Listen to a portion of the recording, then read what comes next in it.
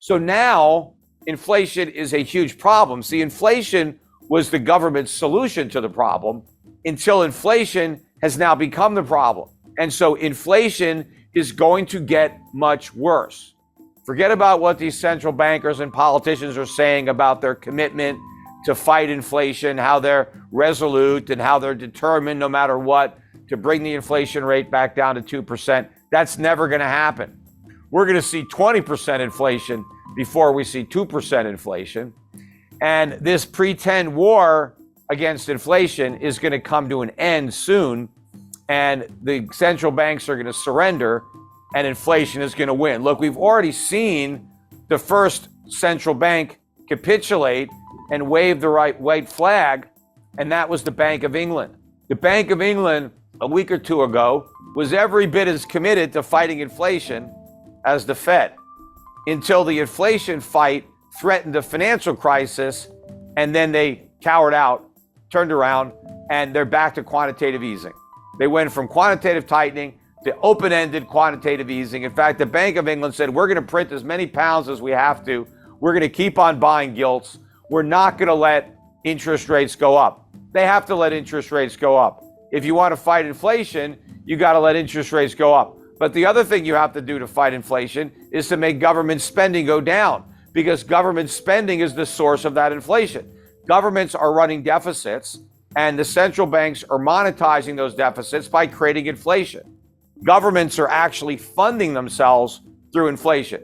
When you have a budget deficit, you're not getting government for free.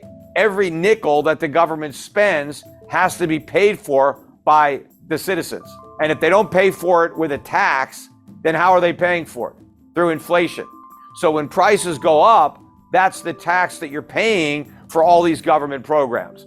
And so if the government wants to get rid of inflation, well, then it has to get rid of those programs, or it has to raise taxes to finance those programs. And that's not happening. That's not happening anywhere. Nowhere in the world, despite all these governments that claim they want to fight inflation, no government is actually doing it. Nobody is cutting spending. In fact, in the UK, they cut taxes. Well, when you cut taxes, you increase the inflation tax. So the British were claiming that they wanted to fight inflation, while at the same time creating even more of it.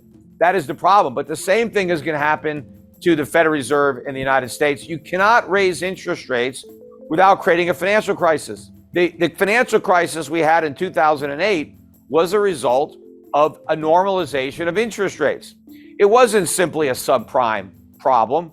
The reason subprime was the problem was because it was debt. People borrowed money and they couldn't pay it back. Why were they able to borrow the money? Because it was cheap.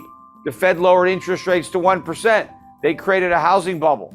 Housing prices went up. People borrowed money against those inflated property values. They borrowed money with artificially low interest rates. And when interest rates went up, property prices went down. People didn't want to pay their mortgages. You get a financial crisis because now the banks didn't get their money back. They loaned all this money out. They didn't get it back. That was why we had a crisis. Well, today we have much more debt than we had in 2008. We had 0% interest rates for almost 10 years. Think about all the debt that was taken on during those 10 years by not only the government, corporations, private citizens. Do you think they can repay that debt when rates normalize? Of course not. And what happens when rates go up, asset prices come down. It's like the other side of a seesaw. The lower interest rates are, the more expensive stocks are, the more expensive real estate is. But as interest rates go up, those prices come down because it's all a function of interest rates. So if I borrowed a bunch of money to buy a house and now the house goes down, I have no equity and my mortgage payments are up, I'm mailing in the keys. But you have all these companies in America that have been losing money. In fact, in 2021, it was a record year in America for money-losing companies going public. Now, how do all these money-losing companies stay in business? Because the company is supposed to generate a profit to stay in business. How do you lose a bunch of money and still stay in business? How do you pay your employees? How do you pay your rent? Right? How do you do anything? Well, the companies were selling stock to the public. They were raising money by selling stock, and a lot of companies were borrowing money to pay their expenses, taking on debt. But it was all great when rates were at zero, And people were willing to buy these overpriced stocks when rates were at zero. They're not willing to do it when rates are at 4%. And in order to fight inflation, they got to go much higher than 4%. Despite the rate increases, federal funds rate in the United States right now is about 3.25% to 3.5%. Inflation, even the way the government measures it, is 8.25%. That's negative 5% real interest rates. You're not going to fight inflation with negative 5% rates. You're going to create more inflation. The only way that you can fight inflation with higher interest rates is if the interest rate is higher than the inflation rate. And it can't just be a little bit higher. It's got to be meaningfully higher.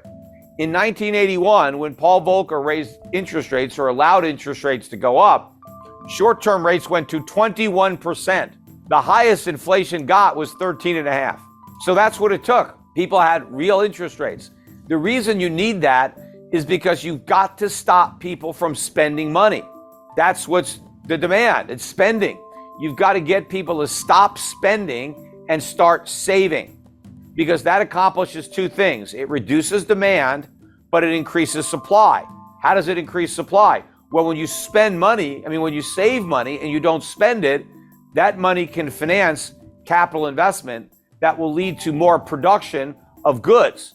And so you increase the supply of goods while decreasing demand for goods, prices can come down or stop going up. That's what you need to do. Now, if interest rates are negative, that is not going to encourage anybody to save. If rates are negative 5%, you're going to lose 5% a year on any money you save. Why the hell would you save? You wouldn't. You're going to spend your money as quickly as you get it. You're not going to save it and lose 5% a year. Now, if the Federal Reserve raised interest rates up to, let's say, 10% or 15%, then you might save your money. Hell, I could put my money in the bank and earn 15%. I'm not going to spend it. Even if inflation is 8%, I'm still 7% ahead. I'm going to save my money.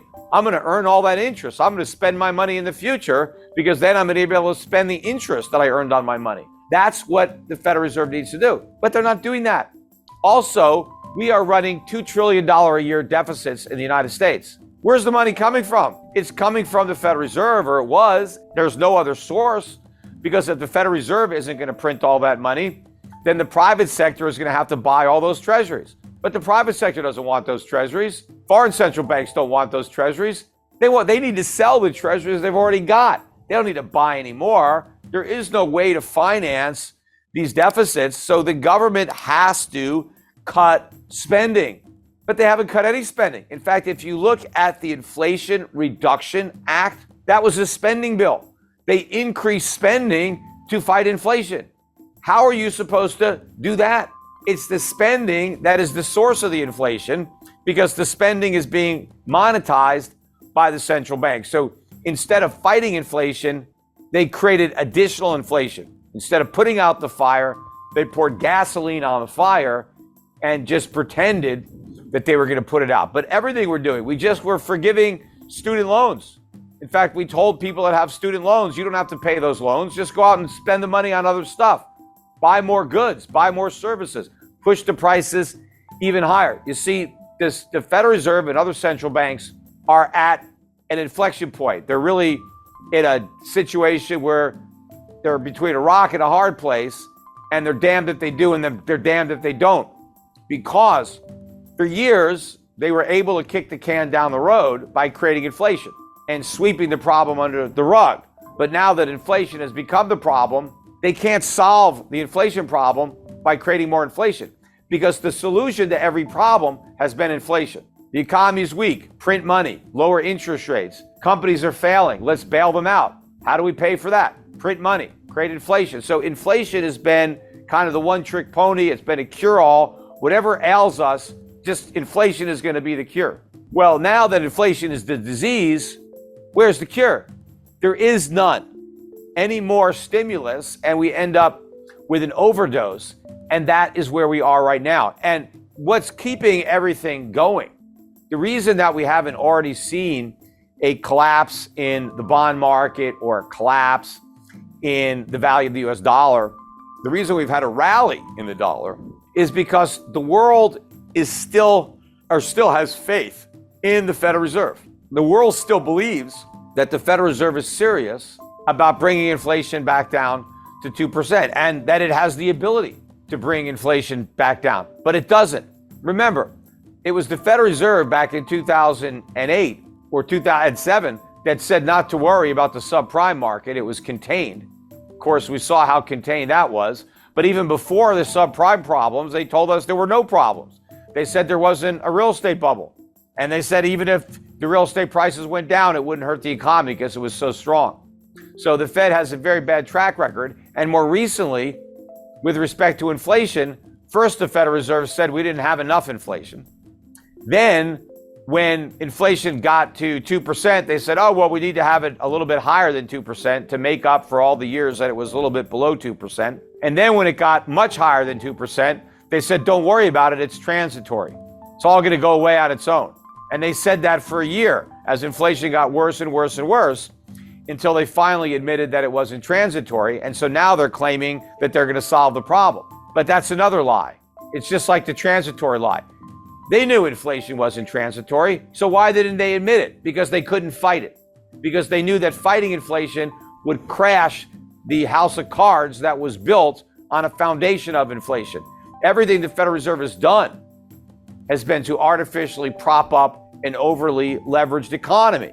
Well, the minute they try to fight inflation, they knock out those props and everything comes collapsing down. That's why they pretended it was transitory, because they didn't have the guts to do something about it. It was only when the problem became such a big political, hot potato, and everybody was worried about inflation, that the Federal Reserve finally said, okay, we're going to do something about reining in inflation, but they don't have the ability to actually live up to those commitments. Now they can pretend and they can hope that inflation just goes back down to 2% all by itself, because they're talking about how committed they are to bringing it down, but they can't do it without creating a financial crisis. In fact, the rate hikes that they've already delivered, even if there's nothing else behind it, will create a financial crisis. It's just a question of how much time.